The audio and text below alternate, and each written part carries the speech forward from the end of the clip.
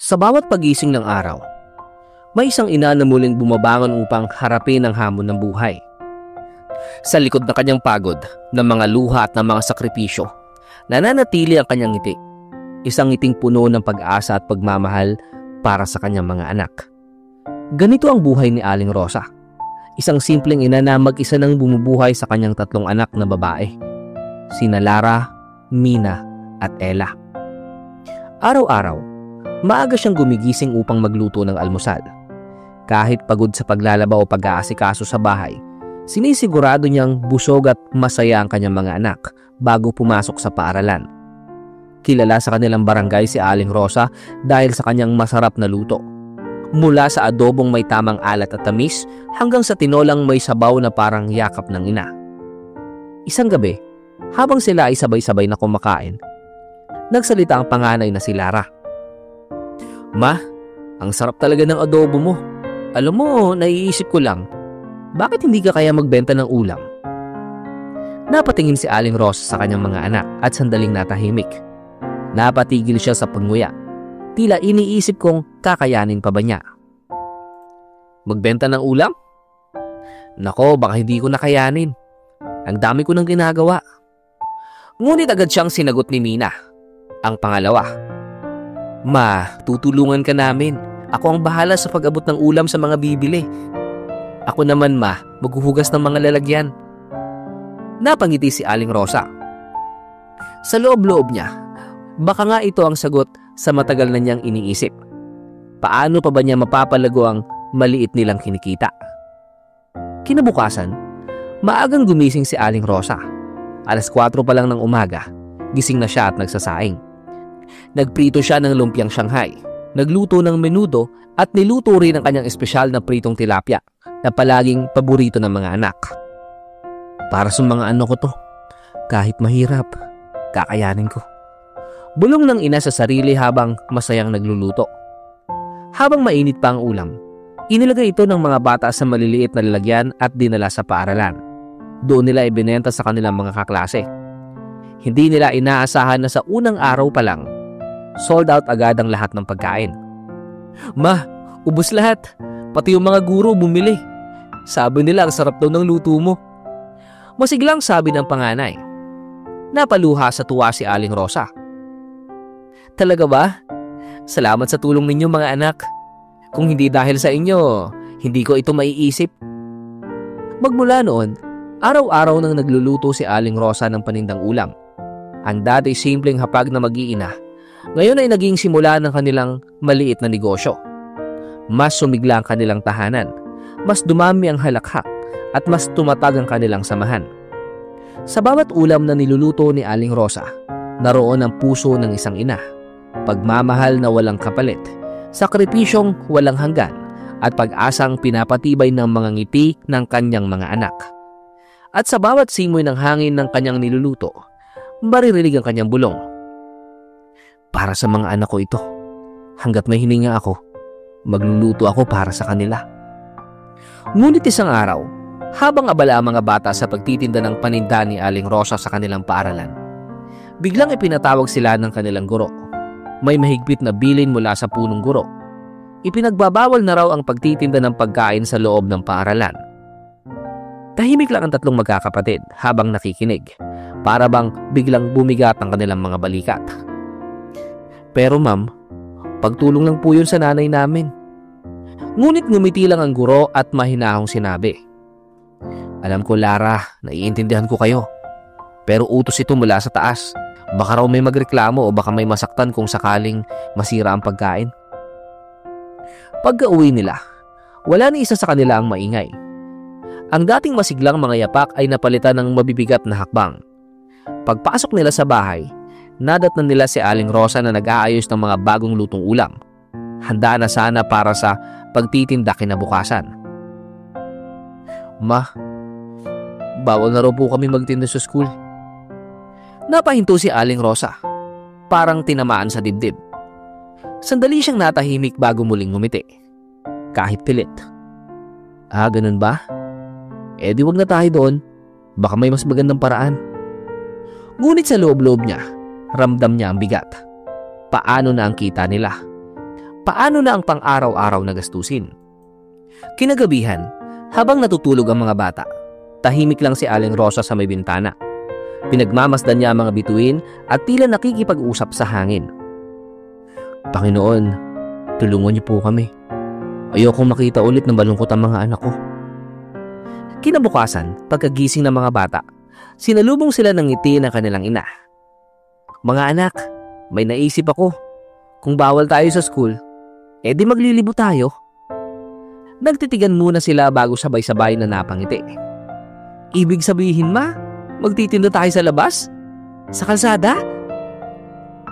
Oo anak, mag-iikot tayo. Pupunta tayo sa palengke, sa terminal, o sa mga maraming tao. Basta sama-sama tayo. At nagawa nga nila. Sa unang araw ng kanilang paglalako, dala nila ang mabibigat na lalagyan ng ulam. Mainit ang araw, pawis na pawis sila. Ngunit hindi nawala ang sigla. Si Ella ang sumisigaw ng, "Adobo, menudo, lumpia, masarap na ulam ni Nanay Rosa." Habang sina Lara at Mina ay abala sa pag-abot ng paninda. Nung una, nakakapagod. May mga taong dumaraan lang at hindi bumibili. Pero kalaunan ay may mga nakangiti na at nagsasabing ito yung pinakamasarap na adobo na natikman nila. Walang kasing sarap at parang mamahalin ng lasa. Unti-unti, napuno ng tuwa ang kanilang araw. Halos maubos lahat ng paninda nila bago pa sila umuwi. Ma, ubos na naman. Ang daming bumili. Napangiti si Aling Rosa. Hinaplos ang buhok ng anak. Kita nyo? Basta't hindi tayo susuko, laging may paraan. Araw-araw nilang ginawa iyon. Kapag tapos na ang klase, susunod ang 3 bata sa kanilang ina. Sabay-sabay silang naglalako. Minsan sa tapat ng simbahan, minsan sa may eskinita, at minsan sa tapat ng mga opisina. Marami silang nakilala, mga estudyante, jeepney driver, tindera sa palengke, at maging ilang pulis na suki nila. Ma, ang bait ni Kuya Jay. Lagi siyang bumibili ng lumpia. Si Ate Minda naman, nagpa-order daw ng menudo bukas. Sa bawat araw ng kanilang paglalako, hindi lang nila napapalakas ang kanilang kabuhayan, napapalakas din nila ang kanilang samahan bilang pamilya. Hanggang isang hapon, habang pauwi sila, tinanong ni Lara ang ina, "Ma, hindi ka ba napapagod?" Ngumiti si Aling Rosa. Pinahid ang pawis sa noo. "Pagod? Oo anak, pero tuwing nakikita ko kayong masaya, nawawala lahat ng pagod ko. Lahat ng ito, para sa inyo." At sa bawat akbang nilang magkakasama, dala nila ang aral na kahit gaano kahirap ang buhay, basta't may pagkakaisa, sipag at pagmamahalan, walang imposibleng pangarap. Sa bawat halakhak na mag-iina sa ilalim ng araw, maririnig ang tibok ng pusong puno ng tapang at pagmamahal. Puso ni Aling Rosa, ang inang handang maglibot, magluto at magsakripisyo hanggat may buhay para sa kanyang mga anak. Isang araw, tulad ng dati, maaga na namang gumising si Aling Rosa upang magluto. Habang ang 3 anak ay naghahanda para sa eskwela, siya naman ay abala sa kalan. Tinutunaw ang mantika para sa lumpia, nilalagyan ng patatas ang menudo, at sinisigurong tama ang alat at tamis ng adobo. Habang inaayos nila ang mga lalagyan ng paninda, biglang nagsalita si Lara, ang panganay. "Ma, bakit kaya hindi tayo magtinda sa ibang lugar ngayon? Parang gusto kong subukan. Yung bagong open restaurant sa kanto ng bayan, ang dami raw tao doon." Napatingin si Aling Rosa, bahagyang nag-isip. "Doon? Baka may mga nagbebenta na rin doon." Si Mina agad ang sumabat, puno ng sigla. "Subukan lang natin, ma. Malay mo marami pang hindi nakakakilala sa luto mo." "Oo nga po, ang dami raw kumakain doon, lalo na sa tanghalian." Napangiti si Aling Rosa. Sa puso niya, naroon pa rin ang kaba, pero mas nangingibabaw ang pag-asa. "Sige, subukan natin. Basta magkasama tayo, kakayanin natin." At tuloy nga sila. Sa init ng tanghali, dala-dala nila ang kanilang mga paninda sa bagong bukas na restaurant na tinawag na Kusina de Risa, isang sikat na kainan na palaging puno ng tao. Nakatayo sila sa tapat. Maayos ang pagkakalagay ng kanilang mesa at mga lalagyan ng ulam. Habang nag-aayos sila, napansin ni Mina ang ilang trabahante ng restaurant na lumalabas para magpahinga. Ma, break time na yata nila. Subukan ko kaya silang ayain. Mahinang bulong ni Mina. Tumango si Aling Rosa. May bahid ng kaba, ngunit may ngiti sa labi. Sige anak, walang masama sa pag-try. Lumapit si Mina sa tatlong trabahante. Kuya, ate, tikman niyo po yung ulam ni Mama. Mura lang pero siguradong masarap. Ngumiti ang isa sa kanila. Sige nga, anong meron? Si Ella ang agad na sumabat, sabay bukas ng lalagyan. Eto po adobo, menudo, lumpia, at meron pa pong banana cue. Amoy pa lang, parang kumakalam na ang sikmura ng mga trabahante. Isa-isa silang lumapit at tumingin sa paninda na mag-iina. Ang bango ah, pahingi nga ng isang order ng adobo. Pagkakuha, tinikman niya at sa unang subo pa lang, napatigil siya, sabay napangiti. Grabe, parang luto ng nanay ko to ah. Narinig iyon ng iba, kaya lumapit na rin sila. Ilang saglit lang, nagsimula na silang magbilihan. Ate, akin na rin yung lumpia at menudo. Ang sarap ng amoy. Si Lara naman habang nag-aabot ng pagkain, hindi mapigilang mapangiti. Salamat po, gawa po lahat yan ni Mama namin. Habang lumilipas ang minuto, parami ng parami ang bumibili. Maging ilang customer ng restaurant ay lumapit din, curious sa mabangong amoy ng mga ulam ni Aling Rosa. Isang babae, may hawak pang iced coffee. Miss, saan kayo nagtitinda araw-araw? Ang sarap ng adobo ninyo. Masaya namang sumagot si Aling Rosa. Habang ang mga bata ay nakangiting nakatingin sa kanilang ina na natutuwa. Sa loob ng isang oras, halos maubos lahat ng kanilang paninda.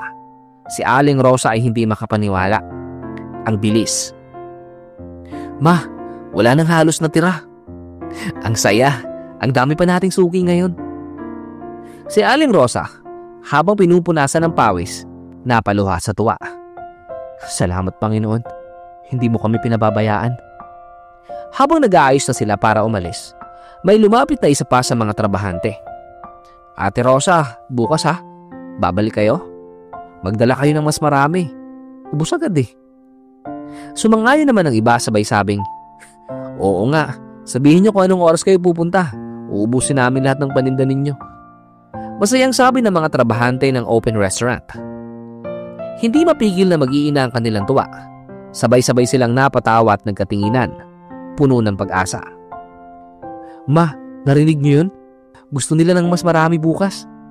Ngumiti si Aling Rosa. Yakap-yakap ang mga anak. Oo mga anak, bukas mas marami tayong lulutuin.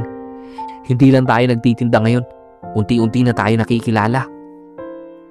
Habang sila ay pauwi, ramdam nila ang hangin ng tagumpay. Banayad ngunit puno ng pangako. Ang bawat hakbang nila sa daan pauwi ay tila mas magaan kaysa dati. Sa bawat tawa ng mga bata, naroon ang kasiyahan at pag-asa ng isang pamilyang sabay-sabay lumalaban sa hirap ng buhay. At sa gabing iyon, habang nagluluto na naman si Aling Rosa ng bagong adobo para sa susunod na araw, napatingala siya sa langit at mahinang nagdasal. Salamat po Panginoon. Basta't kasama ko ang mga anak ko, kahit saan pa kami magtinda, alam kong may biyaya. Sa bawat halimuyak ng nilulutong ulam, muling bumalik ang sigla sa tahanan ni Aling Rosa. Ang ina na hindi kailanman sumuko at ang tatlong anak na patuloy na nagbibigay sa kanya ng lakas upang ipagpatuloy ang laban ng buhay. Lumipas ang mga araw at mas lalong sumikat ang mga luto ni Aling Rosa. Mula sa simpleng paglalako sa gilid ng kalsada, ngayon ay araw-araw na siyang inaabangan ng mga tao. Ang mga trabahante ng di kusina ay naging mga suki na rin nila at tila naging pamilya na rin. Sa tuwing darating si Aling Rosa at ang tatlong anak, sina Lara, Mina at Ella, masiglang sumasalubong sa kanila ang mga trabahante. Ate Rosa, namiss namin yung lumpia mo kahapon. Meron ka man dala ngayon? Meron pero konti lang. Kasi baka hindi na naman kami makauwi ng maaga. Nagtawanan sila at tuloy na naman sa kainan. Madalas ding nagkikwentuhan na mag-iina sa kanilang mga suki. Si Lara na marunong makipagbiroan ay madalas kinakausap ng mga lalaki roon. Si Mina naman, mas mahinahon at laging nakabantay sa paninda. Si Ella ang bunso ay laging masigla. Tumatakbo-takbo, tumatawa at madalas mag-abot ng pagkain sa mga gustong bumili. Dahil sa kanilang kasipagan at kabaitan, marami ang humanga kay Aling Rosa. Ate Rosa, alam mo ba pati yung mga boss namin dito, naririnig na ang pangalan mo. Ang sabi nila, mabenta raw talaga yung mga ulam mo. Ngumiti lang ang ina. Nako, ganun ba? Salamat naman. Basta't masaya kayong kumakain, masaya na rin ako. Araw-araw, nauubos ang kanilang paninda. Hindi na rin nila kailangang mag-ikot pa. Dahil kahit nakatayo lang sila sa may tapat ng kusina de Risa, dumadagsa na ang mga bumibili. Isang mainit na hapon, habang abala si Aling Rosa sa pakikipag-usap at pagsukli sa mga suki, napansin niya si Ella na nakatingin sa gilid ng kalsada. May lalaki na nakaitim na suit. Hindi karaniwan sa lugar na yon. Ang lumapit sandali sa anak niya. May tinulungan itong bumangon. Si Ella patapos itong madapa sa kakatakbo. Salamat po, sabi ni Ella. Ngumiti lang ang lalaki at tumango saka umalis. Paglapit ni Ella sa ina, may ngiting halong pagtataka si Aling Rosa. Anak, sino yung kausap mo kanina? Ewan ko po ma, hindi ko po kilala. Pero tinulungan niya akong makatayo nung nadapa ako. Mukhang mabait naman po siya. Bahagyang kinabahan si Aling Rosa. Ngunit ayaw niyang ipakita ang nag-aalala. Anak, salamat at tinulungan ka niya. Pero tandaan mo ha, huwag basta-basta makikipag-usap sa mga hindi kilala. Baka hindi lahat ay mabait. Tumango si Ella. Opo ma, promise po. Hindi na muling binanggit ni Aling Rosa ang tungkol sa lalaking iyon. Ngunit may kakaibang kaba sa kanyang dibdib. Maya-maya, nagpatuloy sila sa pagtitinda sa tapat ng kusina de Risa. Tulad ng dati, masigla silang sinalubong ng mga trabahante na nasa break time. Ate, adobo po ba ulit? Oo, Ate Mina.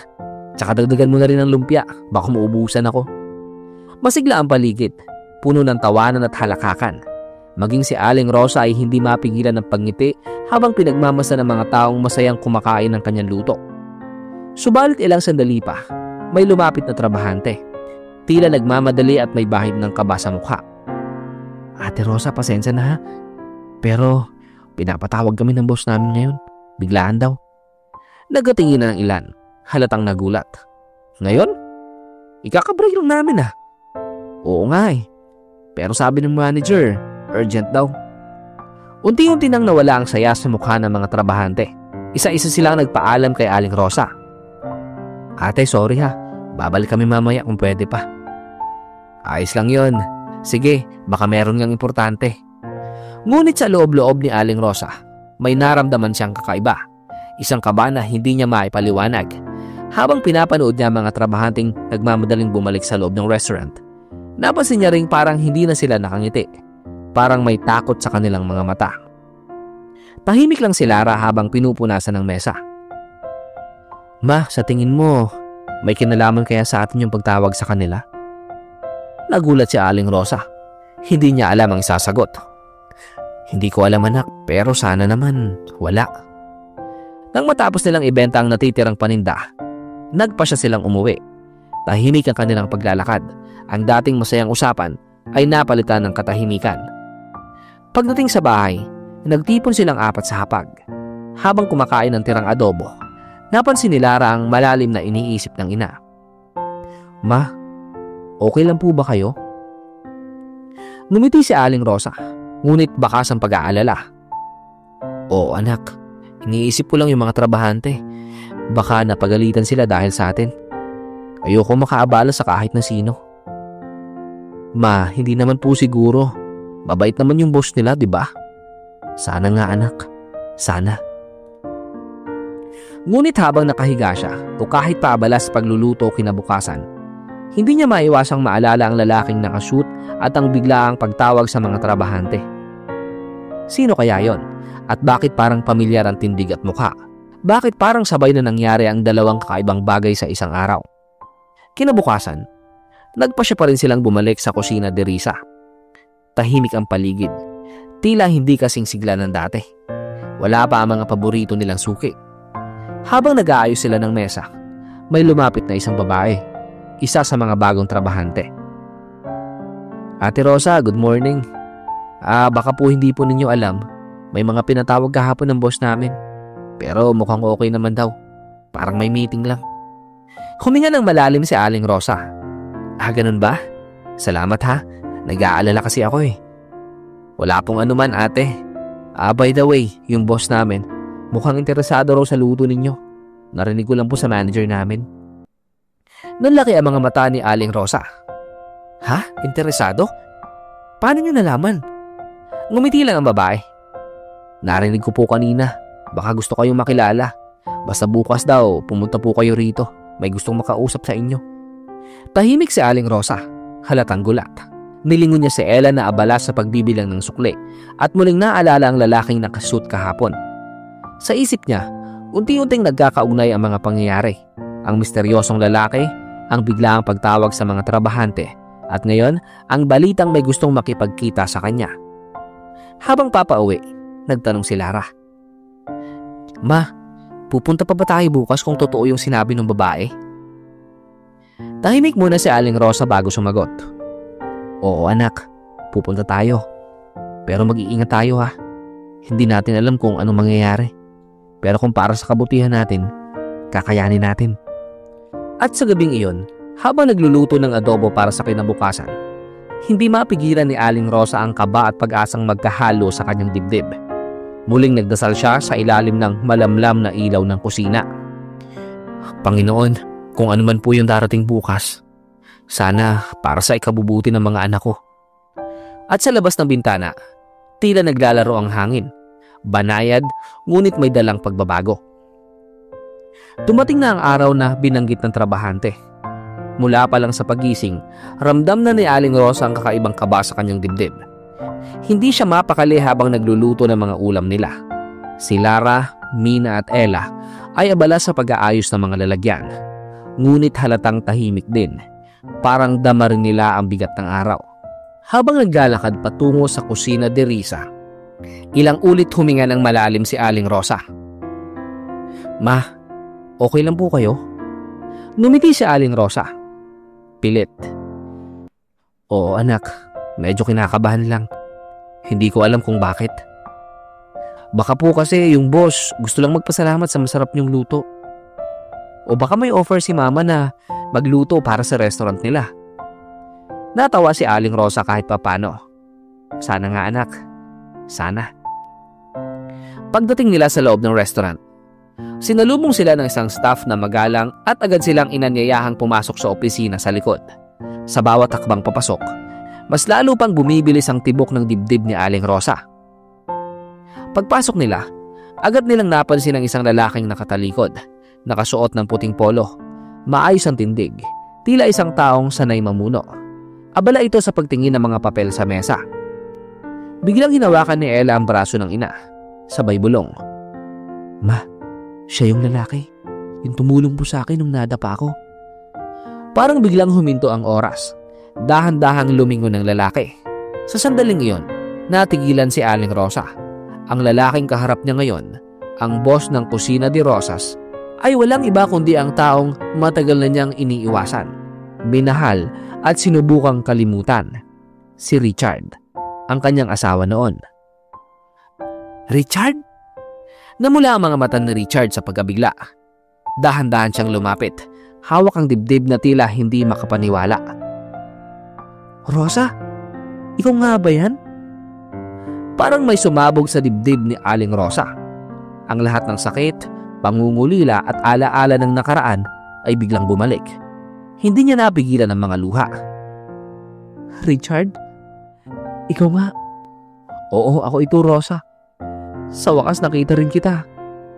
Lumapit si Richard at halos hindi mapigilang yakapin siya. Ngunit nagdalawang isip si Aling Rosa. Parang gusto niyang lumapit, pero pinigilan ng takot at galit na matagal niyang iningatan. Sina Lara, Mina at Ella ay napatingin sa isa't isa. Gulat at litong-lito. Ma, siya po si Papa? Tumango si Aling Rosa habang pinupunasan ng luha. Oo anak, siya si Papa niyo. Halos sabay na napaiyak ang tatlong bata. Hindi nila alam kung ano ang mararamdaman, tuwa ba o pagkalito. Lumapit si Richard sa kanila, nanginginig ang tinig. Mga anak, ako ito si Papa. Matagal ko kayong hinanap. Halos libutin ko ang buong Luzon. Pero hindi ko kayo natagpuan. Hanggang sa isang araw, narinig ko ang pangalan ni Aling Rosa sa mga tao rito.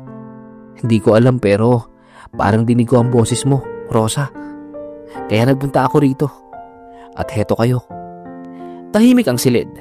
Tanging hikbi at pag-iyak ni Aling Rosa ang maririnig. Richard, bakit ngayon ka lang? Ang tagal kong naghintay. Ang tagal kong iniyakan ng pagkawala mo. Akala ko ayaw mo na sa amin. Hindi, Rosa. Hindi ko kayo iniwan ng kusa. Noong panahong yun, pinilit ako ng mga magulang ko. Hindi ko sila mapigilan. Sinubukan kong hanapin kayo pero umalis ka nang walang paalam. Galit ako sa sarili ko noon. Kaya mula noon, nagsumikap ako. Nagpatayo ako ng sarili kong negosyo. Lahat ng ito dahil gusto kong mahanap kayo. Tumingin si Aling Rosa sa kanya. Bakas ang luha at pighati. Pero Richard, masyado nang matagal. Wala na tayo sa dati. Hindi ko alam kung kaya ko pang balikan ng lahat. Rosa, hindi ko hinihingi na agad mo akong patawarin. Pero sana, bigyan mo lang ako ng pagkakataong bumawi. Hindi ko rin nakalain na ang restaurant na pinaghirapan kong itayo ay magiging daan para muli tayong magkita. Tumayo si Lara, nanginginig ang tinig. Pa, kung kayo nga po talaga ang papa namin, bakit hindi kayo bumalik noon? Bata pa kami. Halos wala pa kaming maalala. Lumapit si Richard, yumuko at mahinang nagsalita. Pasensya ka na, anak. Kung pwede lang akong bumalik sa nakaraan, babaguhin ko lahat. Pero ngayon, nandito na ako. Kung papayagan nyo, gusto kong maging parte ulit ng buhay ninyo. Tahimik ang lahat. Si Mina ay napaluha, habang si Ella ay mahigpit na humawak sa kamay ng ina. Ma, ang bait naman po ni Papa. Mukhang totoo pong gusto niyang bumawi. Ngunit manatiling tahimik si Aling Rosa.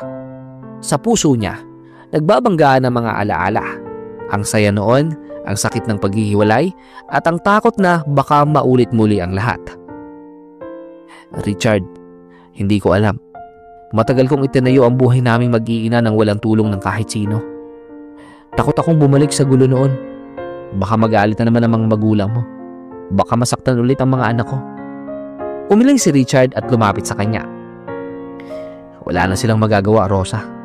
Hindi ko na sila pinayagang kontrolin ang buhay ko. Matagal na akong bumitaw sa mga ganong iniisip. Ang mahalaga ngayon, kayo, ang pamilya natin.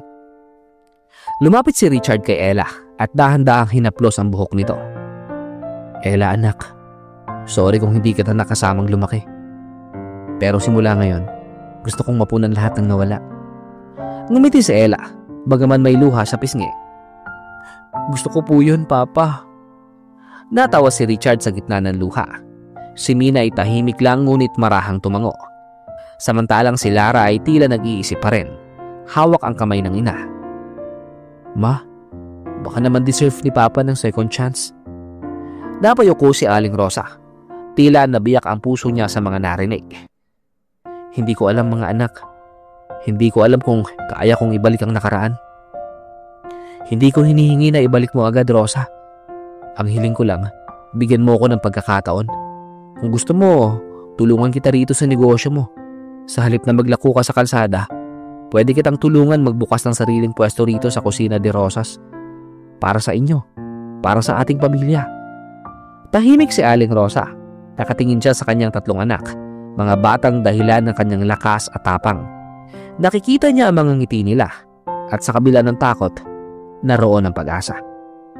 Hindi pa siya sumasagot, pero marahan siyang tumango. Hindi ko pa alam, Richard. Pero salamat. Salamat sa lahat ng sinabi mo. Hayaan mong pag-isipan ko muna. Ngumiti si Richard na puno ng pag-asa. Kahit anong desisyon mo, tatanggapin ko. Basta alam mong mahal ko pa rin kayo, Rosa. Lalo ka na.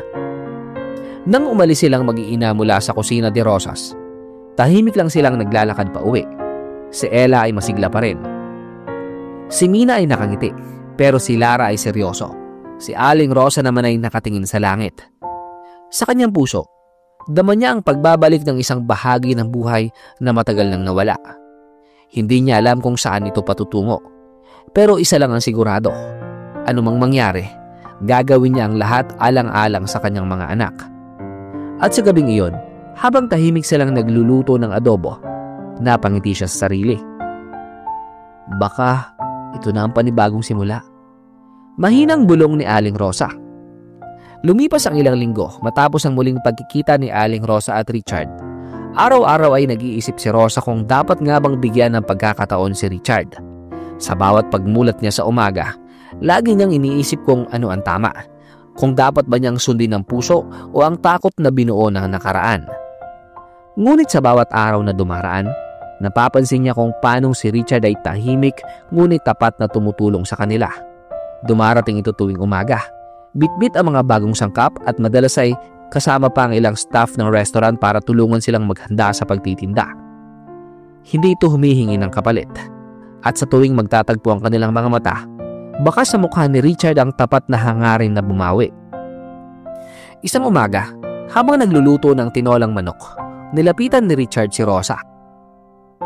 Rosa, alam kong ayaw mong madali ng desisyon. Pero gusto kong malaman mo, hindi ako aalis. Nandito lang ako araw-araw hanggat hindi mo sinasabi na ayaw mo na talaga. Tahimik lang si Rosa, ngunit napangiti siya. Richard, hindi ko alam kung paano nangyari to.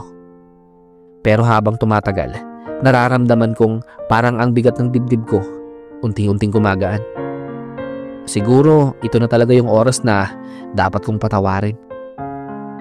Nagulat si Richard at halos mapaiyak sa narinig. Salamat, Rosa. Hindi ko ito sasayangin.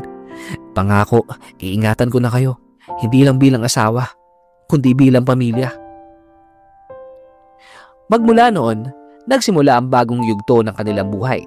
Hindi na lang basta magtinda sa kalsada si Aling Rosa. Tinulungan siya ni Richard na magkaroon ng sariling pwesto sa loob ng restaurant. Doon na nila inilalako ang mga paborito ng mga tao. Ang adobo, ginataang gulay at bibingkang niluluto ni Rosa. Tuwing tanghali, sabay-sabay silang kumakain. Si Richard, si Aling Rosa at ang tatlong anak nilang sina Lara, Mina at Ella. May halakhakan, may kwentuhan at may tawanan. Parang binuhay muli ng tadhana ang tahanang minsang gumuho. Isang araw habang abala si Rosa sa kusina, napatingin siya sa malaking karatulang nakasabit sa itaas ng kanilang pwesto. Kusina de Risa. Napahinto siya at napangiti. Noon lang niya napagtanto ang kahulugan nito. Ang pangalan pala ng restaurant ay pinagsamang Richard at Rosa. Risa? Kaya pala Kusina de Risa. Pinagtatagpo pala tayo ng tadhana kahit gaano katagal. Lumapit si Richard at ngumiti. Risa, ibig sabihin din ngiti, di ba? Kaya tama lang, dahil ngayon, masaya na ulit tayo. Lumingon si Aling Rosa sa tatlong anak nila na abala sa pagtulong. Si Lara ang nag-aasikaso ng mga order. Si Mina ang kumukuha ng bayad at si Ella ang nagsisilbing tagatikim ng bawat bagong luto ng ina. Natawa siya. Oo nga, Richard. Ngayon, may Risa na ulit sa buhay ko. Magmula noon, araw-araw ay puno ng saya at biyaya ang kanilang pamilya. Dumadami palalo ang mga suki. Hindi na lamang mga trabahante ng Kusina de Risa, kundi pati mga pamilya, estudyante at mga tagalabas na gustong malasahan ng lutong may pagmamahal. Ngunit higit pa sa tagumpay sa negosyo, ang pinakamahalagang bagay ay ang pagbubuo ng pamilya. Si Lara ay unti-unti nang natutong magluto at gustong magmana ng talento ng ina. Si Mina naman ay nag-aaral ng accounting para matulungan silang magpatakbo ng negosyo, habang si Ella ay masayang tumutulong sa paggawa ng mga bagong putahe. Isang gabi, habang nakaupo silang lahat sa labas ng restaurant, pinapanood ang mga ilaw sa paligid, nagsalita si Aling Rosa. Alam niyo mga anak, dati akala ko tapos na ang lahat. Akala ko hindi ko na mararanasan to. Ang saya ng may buong pamilya. Pero natutunan ko, hindi mo kailangang sumuko kahit gaano kahirap. Basta't may pagmamahal, may paraan. Ngumiti si Richard, hinawakan ang kamay niya. At natutunan ko naman na walang huli para humingi ng tawad at magbago. Lahat tayo binibigyan ng pagkakataon ng Diyos para itama ang mali. Niyakap sila ng mga anak nilang tatlo. Ma, pa, salamat po. Ang saya-saya namin ngayon. Sana ganito na lagi. Kusina de Risa. Parang tahanan na rin natin. At sa gabing iyon, habang tumatawa sila sa ilalim ng mga bituin, alam nilang dumating na ang tunay na Risa sa kanilang buhay. Ang ngiti ng pag-ibig, kapatawaran, at pamilya. Ang tunay na pagmamahal ay kayang bumangon kahit ilang ulit itong masugatan. Sa kabila ng paghihirap at pagkakahiwalay, kapag may puso at kapatawaran, may panibagong simula. Tulad ni Aling Rosa at Richard, minsan, kailangan lang nating magtiwala sa tadhana dahil kahit gaano kalayo ang nilakbay ng panahon, kapag para sa isa't isa, muling pagtatagpuin ng buhay.